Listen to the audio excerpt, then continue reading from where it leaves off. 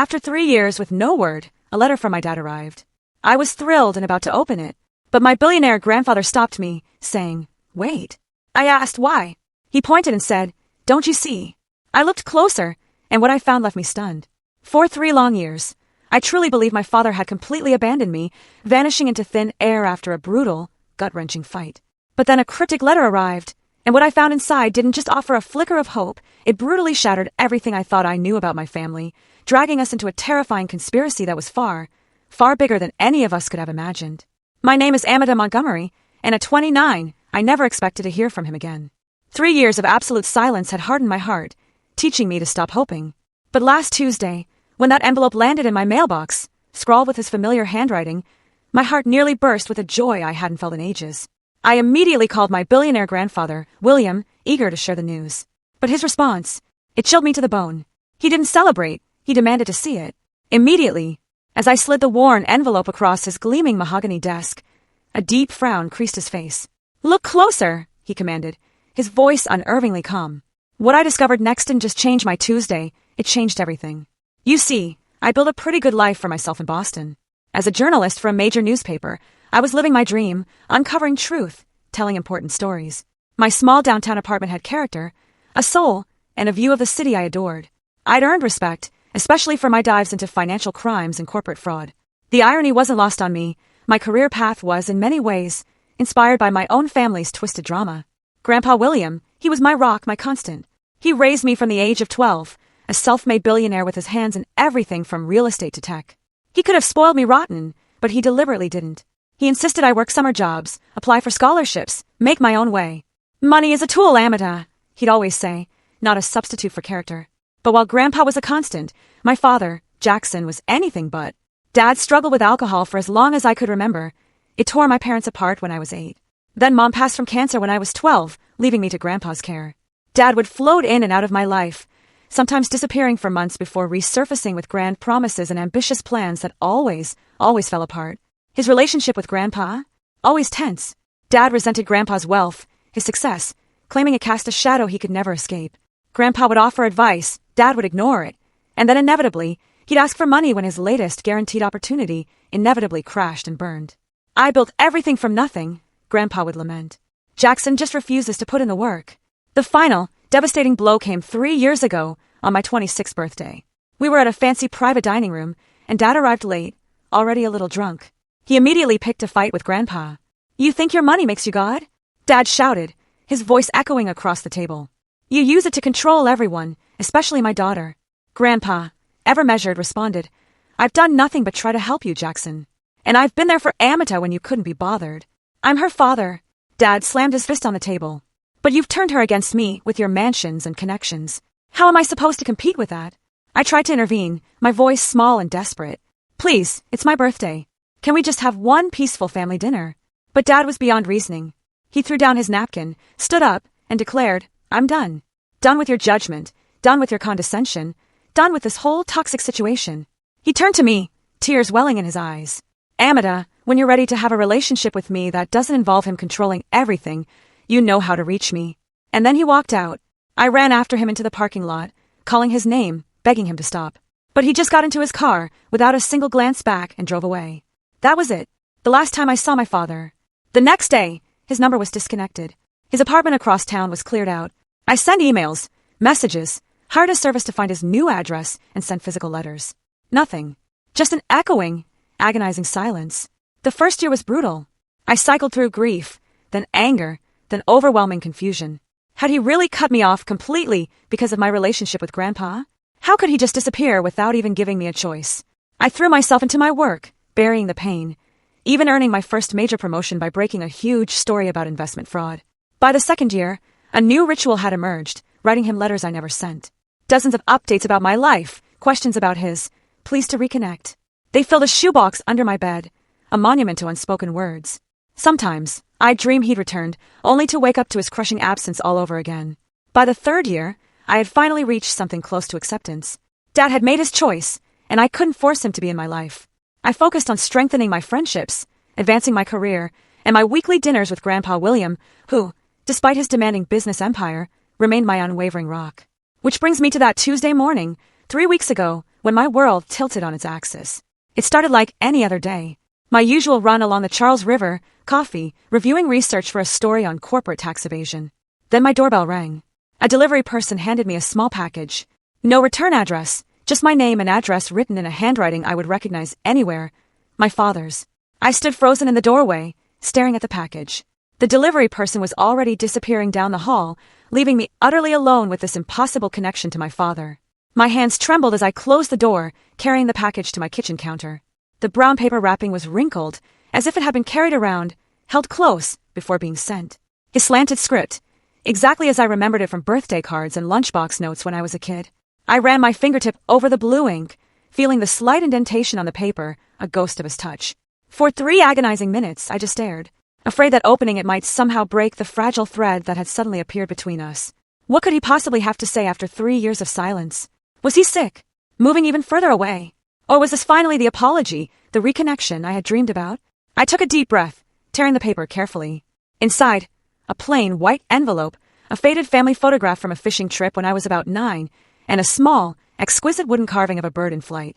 The carving was beautiful, incredibly detailed, and I immediately recognized my father's handiwork. He'd always been skilled with a knife and a piece of wood, creating little treasures during his periods of sobriety. With shaking hands, I opened the envelope. Inside, a single page. Dear Amita, I know it's been too long.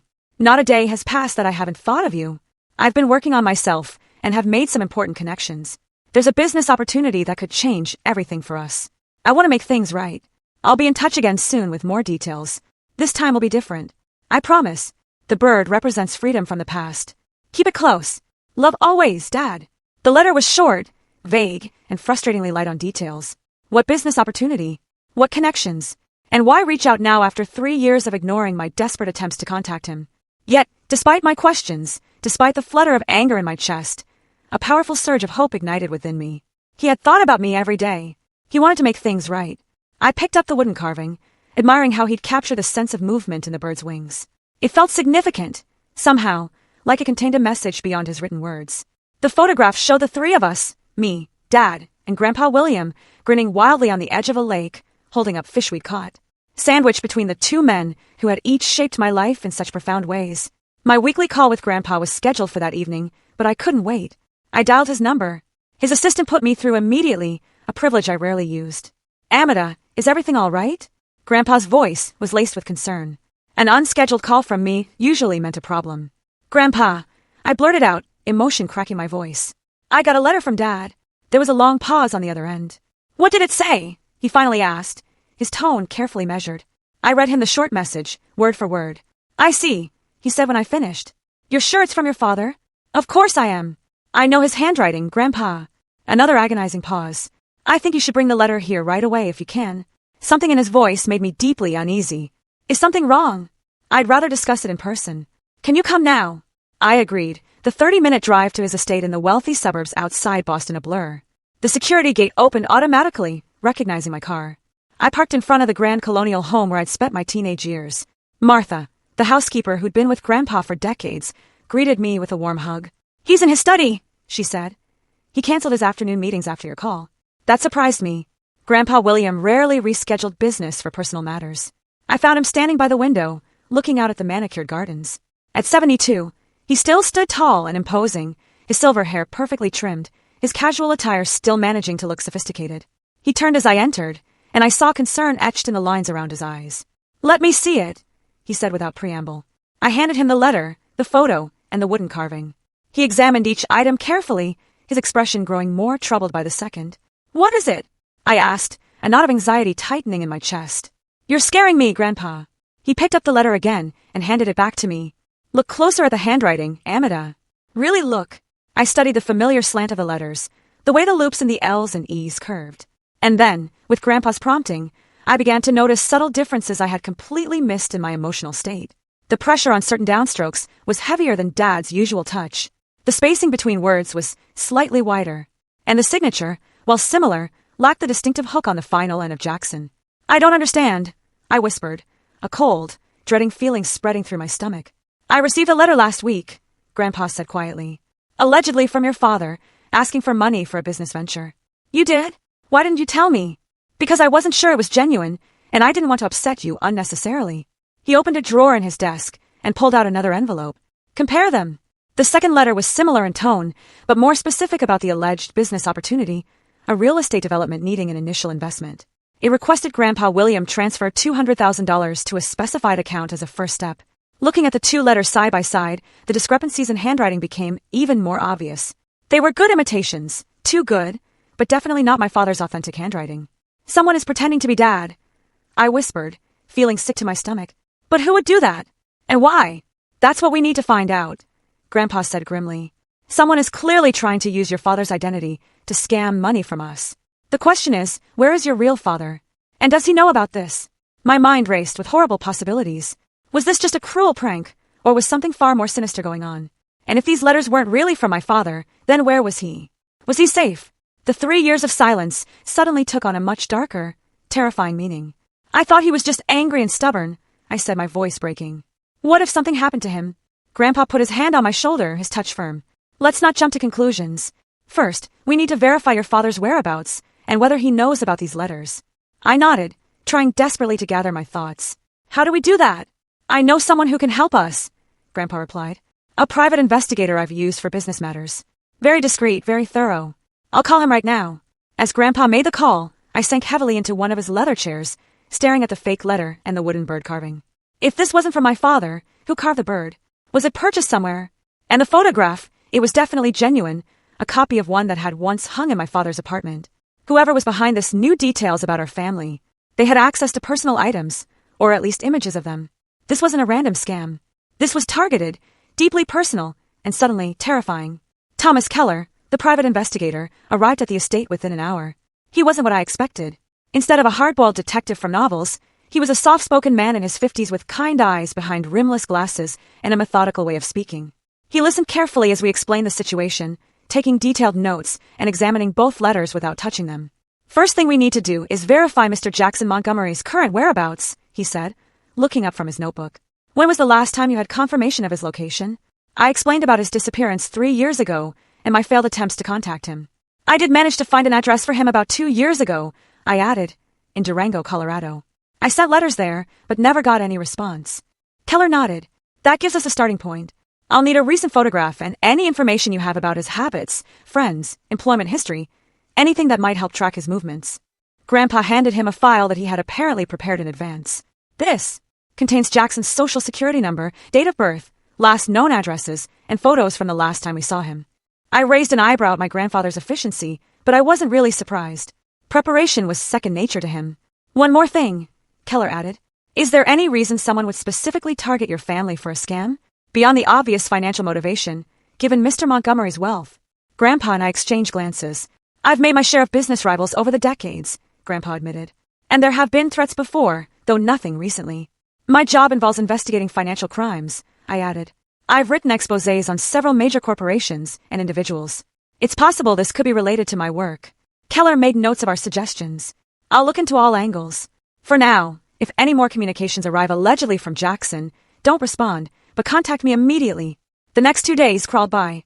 I tried to focus on my work, but I found myself staring at my phone, jumping at every email notification. I kept the wooden bird on my desk, turning it over and over in my hands, searching for any clue it might contain. Keller called on the 3rd day. I've confirmed that the address in Durango was indeed where your father was living until recently, he reported. However, according to neighbors, he moved out approximately 3 weeks ago. Did they say where he went? I asked anxiously.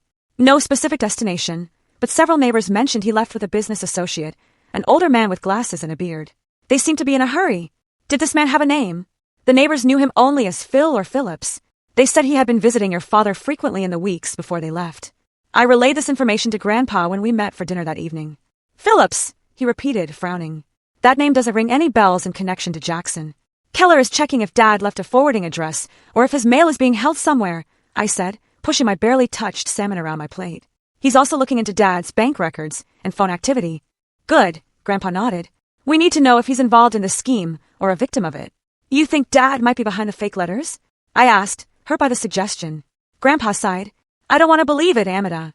But we can't ignore the possibility. Your father has asked for money under false pretenses before. Not like this, I insisted.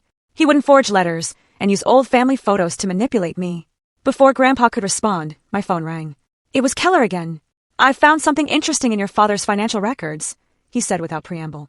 For the past 2 years, his banking activity has been minimal and predictable. Small deposits from a carpentry business he apparently started in Durango. Regular withdrawals for rent and utilities. But beginning 6 weeks ago, there were several large deposits followed by equally large withdrawals. How large? $50,000 in, $50,000 out within days. This pattern repeated 3 times. "That sounds like money laundering," I said, my journalist instincts kicking in. "It's consistent with that, yes. I'm still tracing where the money came from and where it went." After ending the call, I filled Grandpa in on this new development. "This is looking more and more like some kind of criminal activity," he said gravely. "Perhaps your father got involved with the wrong people." Later that night, back in my apartment, I received a call from a blocked number. When I answered, I heard breathing but no one spoke. "Hello," I said repeatedly. "Who is this? Dad, is that you?" After about 30 seconds, the caller hung up. I immediately called Keller and reported the incident. He promised to try tracking the number, though he wasn't optimistic about blocked calls. Unable to sleep, I took out the wooden bird carving again.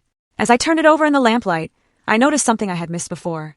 On the underside of one wing, barely visible, were tiny marks that looked like they might be letters.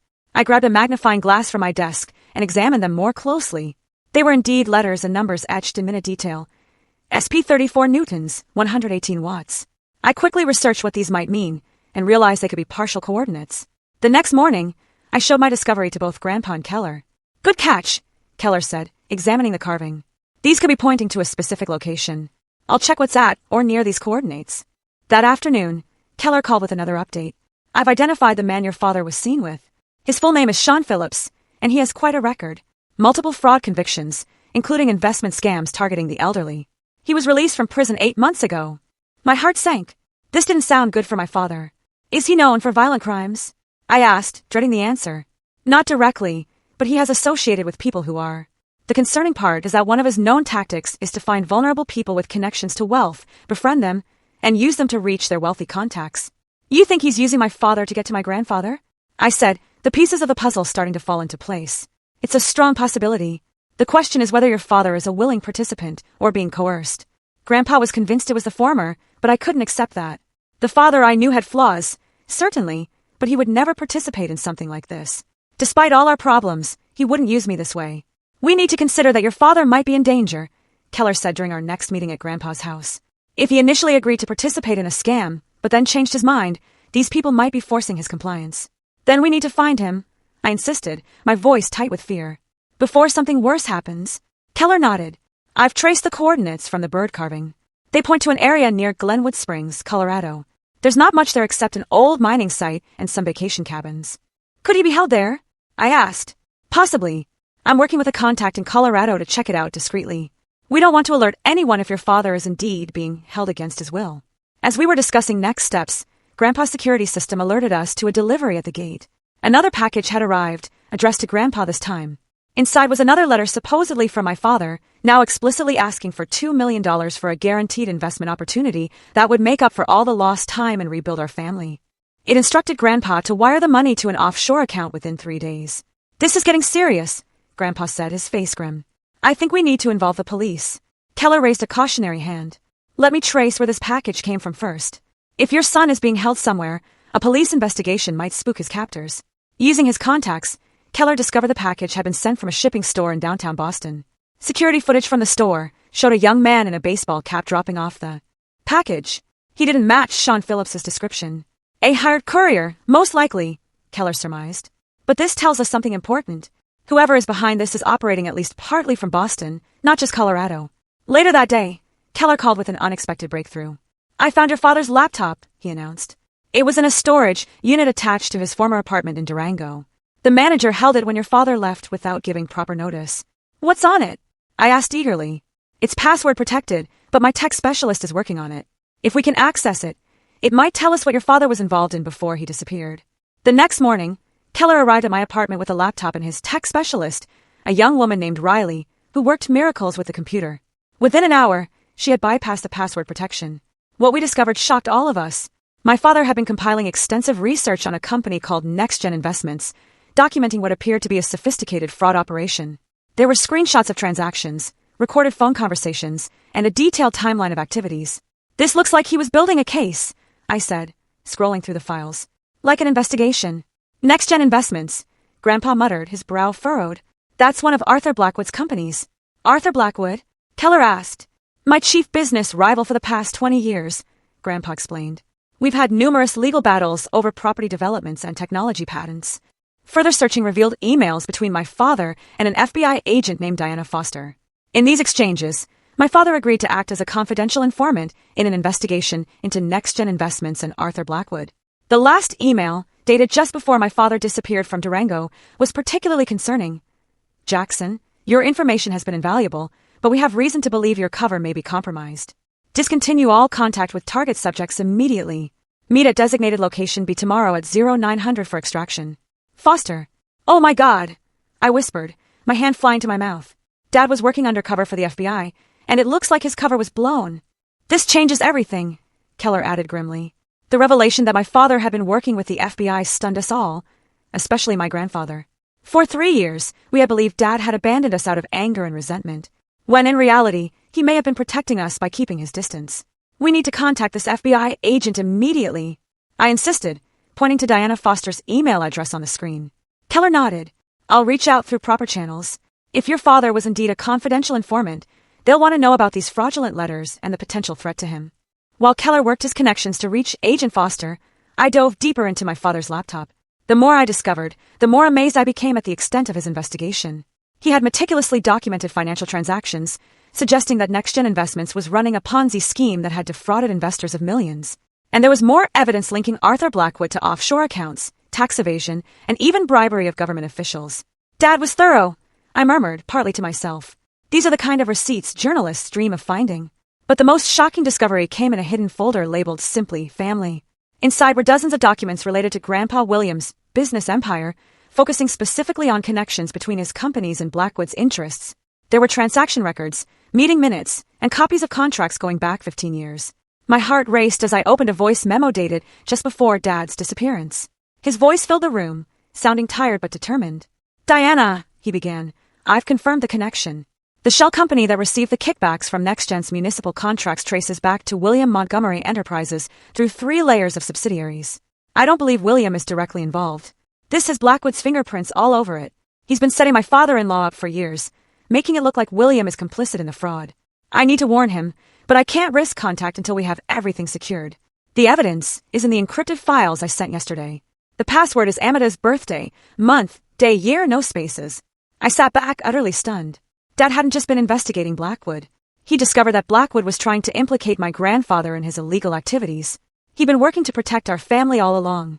I turned to face Grandpa, who had been listening to the recording over my shoulder. His face had gone utterly pale. William, I said quietly, using his first name instead of Grandpa for perhaps the first time in my life. Did you know about any of this?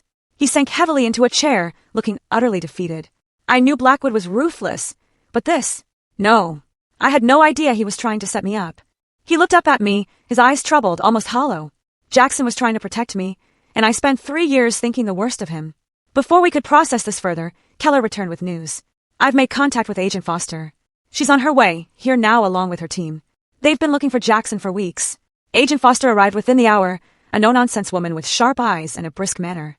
She confirmed what we had pieced together. My father had become an FBI informant after accidentally discovering NextGen's fraud while doing carpentry work at their Colorado offices. When he realized the connection to Blackwood and the potential threat to Grandpa, he dove deeper, becoming a key asset in their investigation. We had an extraction plan in place when he warned us that his cover was blown, Foster explained. But he never made it to the meeting point. We've been searching for him since, fearing the worst. And you never thought to contact his family? I asked, my anger flaring. We had no confirmation of foul play, and Jackson was explicit about keeping his family, especially you, out of it. She replied evenly. He believed involving you would put you at risk. Based on these fraudulent letters, it seems he was right to be concerned. As Foster was explaining this, another package was delivered to my apartment. This one contained a USB drive and a chilling note. $2 million. Instructions on the drive. 3 days or Jackson Montgomery dies. The FBI immediately took possession of the drive, analyzing it in their mobile tech unit. It contained a video that made my blood run cold. My father, looking thin and exhausted, reading a statement demanding Grandpa pay the money. Though he showed no visible injuries, the fear in his eyes was unmistakable. They're holding him somewhere in Boston, Foster concluded after analyzing the video. Background noise suggests an industrial area near water.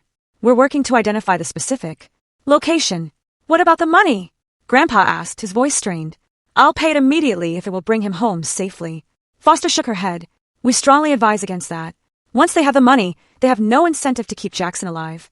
We need to locate him first. And if you can't, I challenged, fear and desperation swirling inside me. If 3 days pass and we find nothing, then we'll discuss contingency plans, she said firmly. But my team is good at what we do, and now that we know Blackwood is likely behind this, we have more angles to pursue. The FBI set up surveillance operations at both my apartment and Grandpa's estate in case the kidnappers made contact again. Agents were also deployed to monitor Blackwood's known associates in the Boston area. That night, as I tried and failed to sleep, my phone rang with an unknown number. I answered immediately, an FBI agent listening in on another line. Aita Montgomery, a distorted voice asked. Yes, I replied, trying to keep my voice steady, my heart pounding in my chest. We know the FBI is involved now. That changes the terms. $5 million, not 2. And you'll make the delivery personally, alone, or your father dies. I need proof he's still alive, I demanded. There was a pause. Then my father's voice came on the line, strained, urgent. Aita, don't do what they ask. It's a trap. Blackwood is trying to. His voice was cut off by what sounded like a sickening slap. The distorted voice returned. Tomorrow noon. Instructions will follow. Come alone or he dies. The call ended abruptly. The FBI agent immediately began tracing it while I sat shaking, my father's warning echoing in my ears. He mentioned Blackwood by name. I told Foster when she arrived minutes later. They'll know he's exposed them, which makes this even more dangerous, she agreed, her expression grim. They have less reason to keep him alive now that he's identified his captor to you. So what's the plan? I asked, my voice tight with resolve. I'm not just going to sit here and do nothing. Foster regarded me thoughtfully. We need to move faster than they expect. I think it's time to bring the fight to Blackwood directly. By dawn, the FBI had obtained warrants to search Blackwood's Boston offices and home. What they found at his waterfront mansion was damning. Financial records confirming everything my father had uncovered, plus evidence linking him to Sean Phillips and the fraudulent letters. But there was no sign of my father. As noon approached, I received a text with an address in South Boston and instructions to bring proof of the wire transfer to an offshore account. It's an abandoned office building near the harbor, Foster said, showing me satellite images. We've already got a team in position. We'll wire the building for sound and video before you arrive and have agents stationed throughout the area. I thought you said we shouldn't pay the ransom, Grandpa objected, his face etched with worry. We're not, Foster explained. We're setting up a fake transfer confirmation that will pass initial scrutiny. It's about buying time while our other teams continue searching properties connected to Blackwood. As the FBI prepared the operation, Keller pulled me aside. While they focus on Blackwood, I've been looking at Phillips. He owns a storage facility across town under another name. It's not on the FBI's radar yet, but my sources suggest there's unusual activity there. You think that's where they might be holding my father? I asked, a desperate hope surging through me. Keller nodded. It's worth checking out. I could go now, while the FBI is focused on the meeting setup. I made a split-second decision. I'm coming with you. Absolutely not, he objected, his voice firm. It's too dangerous. My father risked everything to protect our family. I insisted, my voice rising. I'm not sitting on the sidelines now that he needs me. Besides, I'm a journalist. I know how to stay out of sight while gathering information. After some heated argument, Keller reluctantly agreed, on the condition that we only conduct reconnaissance and call for backup at the first sign of my father or his captors. We slipped away, while the FBI team was busy preparing for the noon meeting. The storage facility was in a rundown industrial park, 30 minutes from downtown Boston. It looked abandoned at first glance, with faded signs and unkempt grounds. But Keller pointed out the new security cameras discreetly placed around the perimeter. Someone's invested in security recently, he noted as we parked a block away and approached on foot. And look, fresh tire tracks. We circled the building, staying out of camera view until we found a service entrance with a keypad lock. Through a small, grimy window, I could see a corridor lit by flickering fluorescent lights. This place isn't abandoned, I whispered, my heart pounding. We need to get inside. Keller studied the keypad. I might be able to bypass this, but it will take time. And if there's an alarm, before he could finish, the door opened and a man stepped out, lighting a cigarette. Keller pulled me behind a dumpster just in time. The man was talking on a phone, his voice gruff. Yeah, Blackwood says we move him tonight after the girl delivers the money. Too many feds sniffing around. Know the offshore site? Yeah, I know it's a one-way trip for him, but that's not our problem. My blood ran cold. They were planning to kill my father after getting the money. When the man went back inside, Keller immediately called Agent Foster, updating her on what we discovered. She redirected a tactical team to our location, instructing us to stay hidden and not attempt entry. We watched from our hiding place as FBI vehicles converged silently on the facility 20 minutes later. The operation happened with military precision. Agents breached multiple entrances simultaneously, and within minutes, we heard the all-clear signal. Foster herself came to get us. "We found him," she said, her expression a mixture of relief and concern. "He's alive, but he needs medical attention." They brought my father out on a stretcher. He was pale and thin, with bruises on his face and a bandaged arm, but he was conscious. When he saw me, his eyes filled with tears. "Aita," he whispered as I rushed to his side. "I'm so sorry. I never wanted you involved in this." "It's okay, Dad," I choked out, holding his hand, tears streaming down my face. "It's okay. We know everything. You were protecting us." As the paramedics loaded him into an ambulance, he gripped my hand tightly. "William," he asked urgently, his gaze searching. "Is he safe?" "He's fine," I assured him. "He's with the FBI right now. We've been looking for you together." Relief washed over his face. "Tell him," he urged. "Tell him Blackwood was setting him up for years. The evidence is all in my files. He needs to know it wasn't my imagination or jealousy. It was real." "He already knows, Dad," I said, a wave of fierce pride washing over me. "We found your research. You did it. You protected the family." As the ambulance doors closed, Agent Foster approached me. "We've arrested 4 men here, including Sean Phillips. And Arthur Blackwood was taken into custody at his office 20 minutes ago. Your father's ordeal is over. And thanks to his work, we've uncovered one of the largest financial fraud schemes in the state's history." I felt a complex mixture of emotions. Overwhelming relief that Dad was safe, immense pride in what he had accomplished, and lingering anger over the 3 years of silence and pain. But mostly, I felt a profound sense that a new chapter was beginning for our family. One that would require healing and rebuilding, but held the promise of truth and reconciliation. The next 72 hours passed in a blur of hospital rooms, FBI debriefings, and news reports about Arthur Blackwood's arrest. Dad was being treated for malnutrition, dehydration, and a broken arm that had been poorly set during his captivity. The doctors assured us he would recover physically, but the emotional trauma would take longer to heal. I divided my time between the hospital and helping Agent Foster navigate the mountain of evidence my father had collected. As a journalist, I had a good eye for organizing information and identifying the most significant threads in a complex story.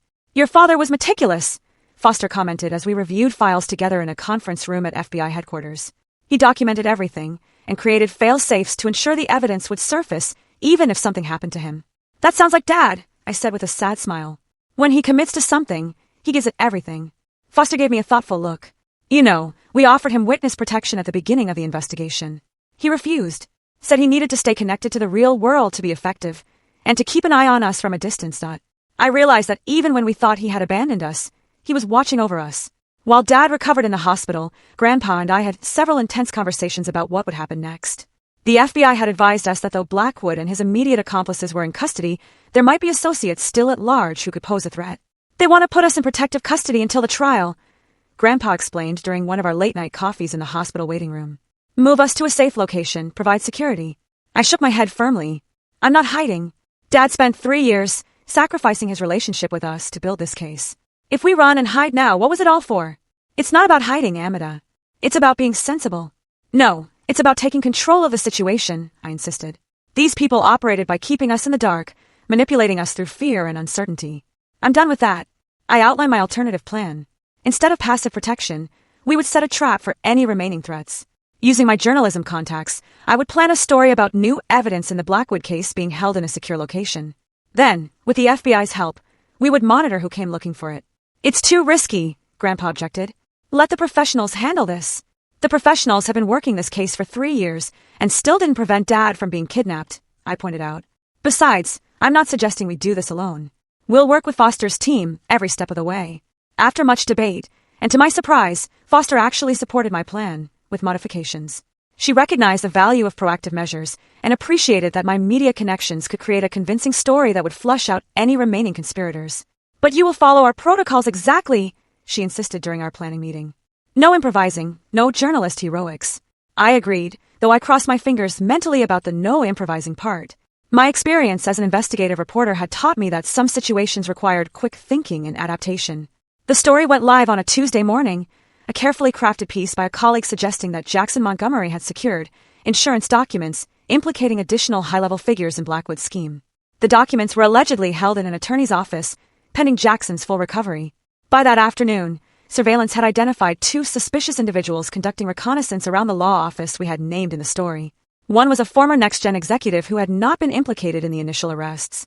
The other was a private security contractor with ties to Blackwood. They took the bait, Foster confirmed. Now we wait to see what move they make. We didn't have to wait long.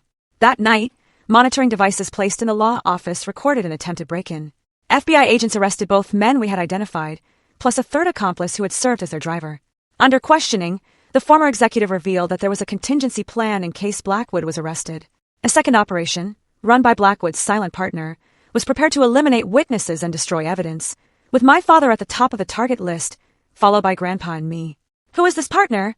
Foster demanded during the interrogation, which I watched via closed-circuit television. The man shook his head. I don't know.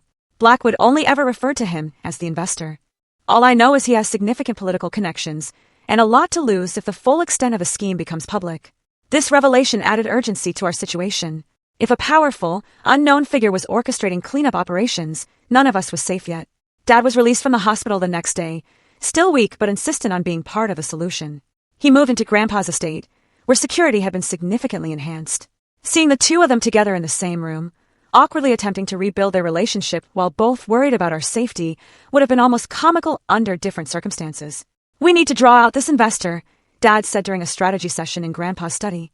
He's the key to ending this for good. How do you propose we do that? Grandpa asked. Though still reserved with Dad, he had developed a new respect for his son's strategic thinking during this crisis. Dad turned to me. We use Amida's original plan, but bigger. Instead of hinting at evidence, we announced that I'm holding a press conference in 3 days to reveal everything, including the identity of Blackwood's silent partner. Foster, who had joined us for the meeting, looked skeptical.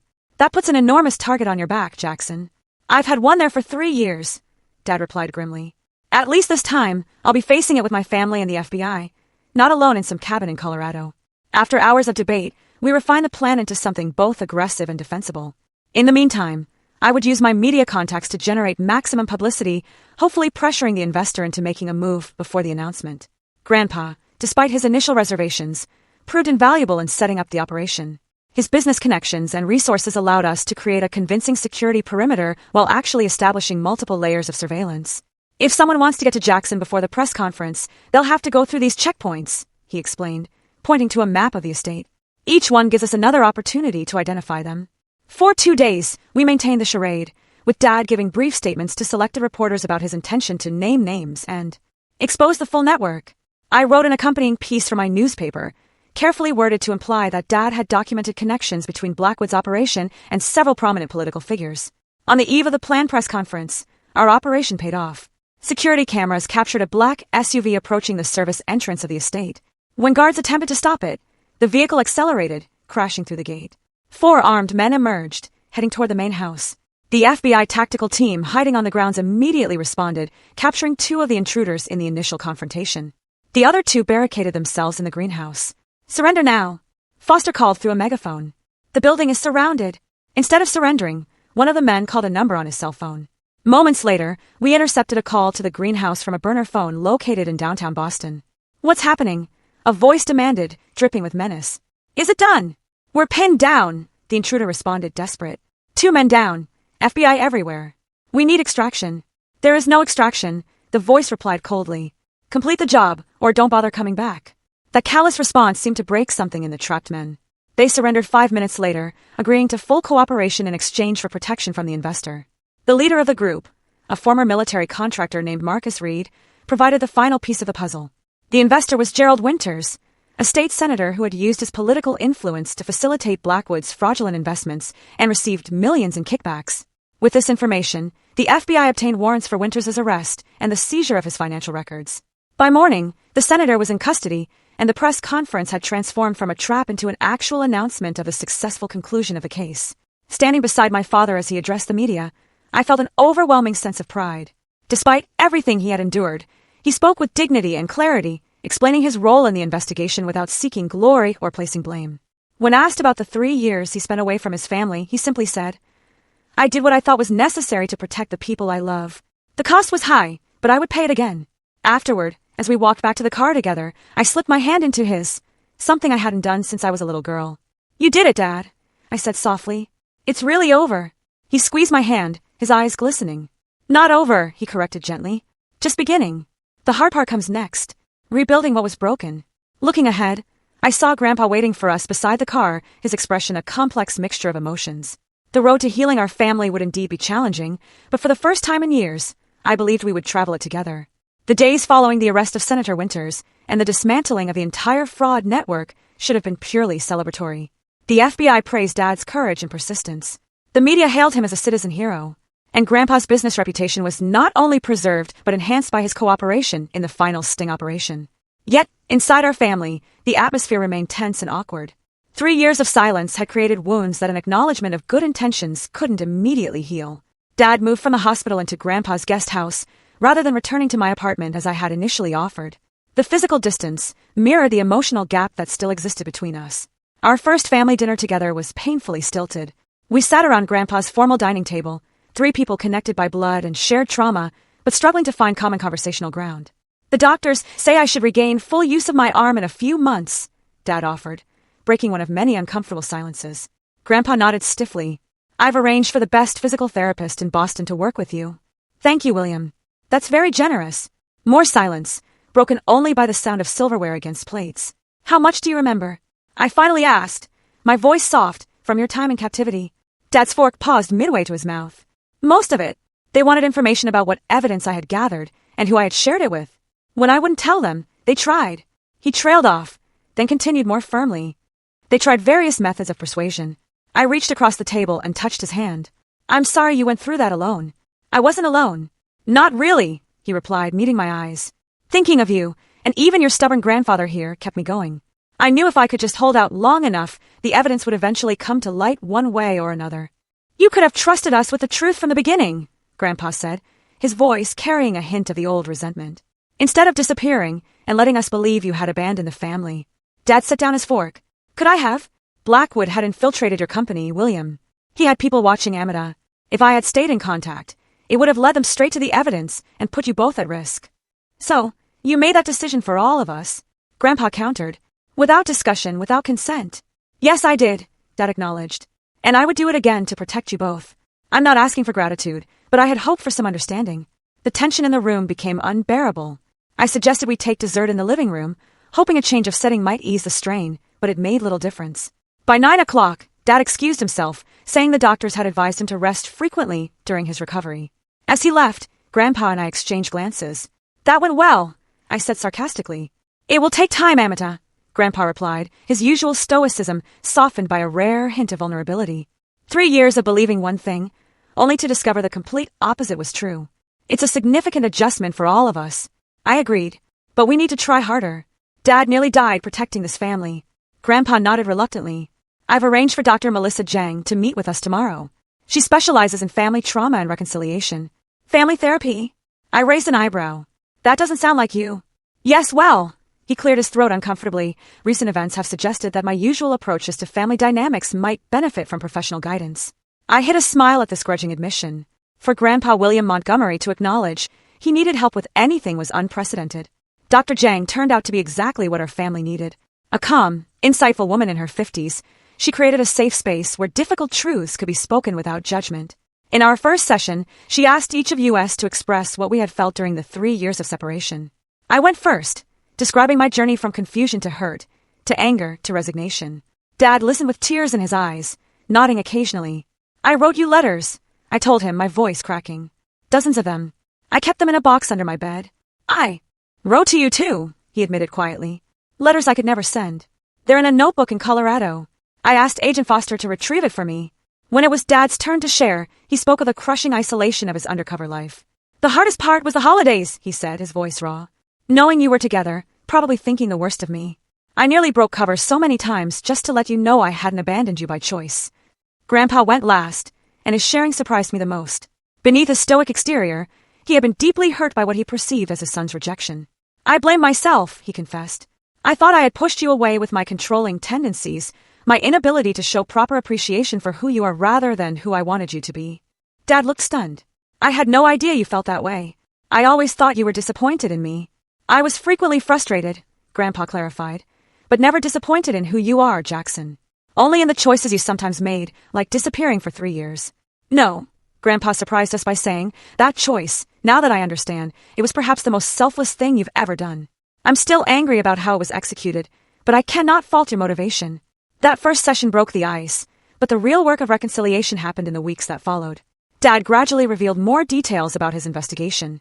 How he had accidentally discovered discrepancies in NextGen's accounts while installing cabinets in their office. How he had initially tried to report it through proper channels, but found himself blocked at every turn.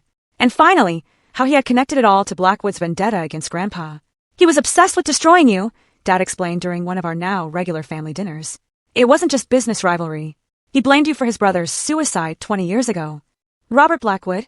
Grandpa frowned, his memory stirring. He was my partner in my first real estate venture. He embezzled funds and got caught. I had nothing to do with what happened afterward. In Arthur's mind, you drove his brother to it by exposing the embezzlement, Dad explained. The entire fraud scheme was partly about money, but mostly about revenge. He wanted to destroy your reputation and see you prosecuted, not just bankrupted.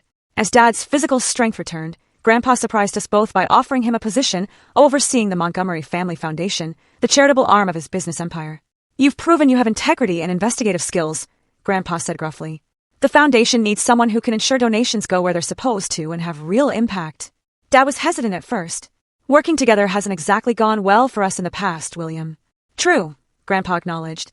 But perhaps we've both learned something from recent events. I know I have. Dad promised to consider it, which itself represented enormous progress in their relationship. Not every day brought healing. We still had arguments and misunderstandings. During our first attempt at celebrating Thanksgiving together, Dad and Grandpa fell into an old pattern of sniping at each other over dinner, culminating in Dad storming out before dessert was served. I found him sitting on a bench in Grandpa's garden, staring up at the stars.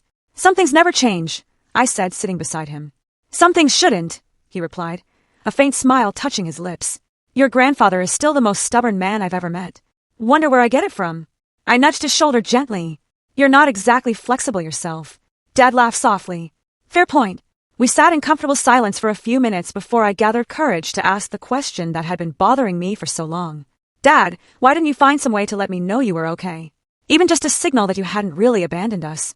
He was quiet for so long I thought he might not answer. Finally, he said, that was my greatest mistake. I convinced myself that any contact was too risky, that the people watching me would use it to get to you. But looking back, I think part of me was afraid. Afraid of what? That you wouldn't believe me.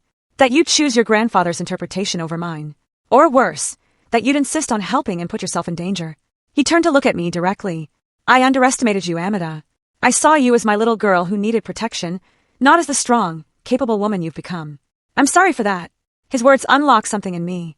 A tight knot of hurt I hadn't fully acknowledged. I began to cry. Really cry, for the first time since this whole ordeal began. I missed you so much, I managed between sobs. I thought I hadn't been enough for you to stay. Dad pulled me into a hug, his own tears falling into my hair. You were everything, Amida. You were the reason I had to see this through, no matter the cost. I just didn't realize how high that cost would be for both of us. When we finally returned to the house, Grandpa was waiting in the kitchen, awkwardly putting together plates of pumpkin pie. I thought we might start dessert over, he offered, a tentative, hopeful look in his eyes. Dad smiled. I'd like that, William. Perhaps with less discussion of politics this time. It was a small moment, but it felt like a turning point. Not a magical resolution to all our problems, but a genuine willingness to keep trying despite the difficulties. For our family, that was no small victory. 6 months passed, bringing us to today. The spring sunshine streams through the windows of Grandpa's estate as I sit in the garden, reflecting on how dramatically our lives have changed since that letter arrived on my doorstep last fall. Dad has fully recovered physically, though he still sometimes wakes with nightmares that send him pacing through the guest house until dawn. He accepted Grandpa's offer to run the Montgomery Family Foundation, bringing a new level of transparency and purpose to its operations. Under his leadership, the foundation has launched initiatives supporting whistleblower protections and financial literacy education, causes deeply personal to him. Now, our weekly family dinners have evolved from awkward obligations to genuinely pleasant gatherings. Last night, I actually heard Grandpa laugh at one of Dad's jokes, a sound so unexpected that both Dad and I nearly choked on our wine. My own career has flourished in unexpected ways. With Dad's permission, I wrote a series of articles about the Blackwood fraud case, changing names and certain details to protect the ongoing legal proceedings. The series won a prestigious journalism award and has led to job offers from national publications. Though I've decided to stay in Boston for now. My family is here, finally whole again, and I'm not ready to create another separation.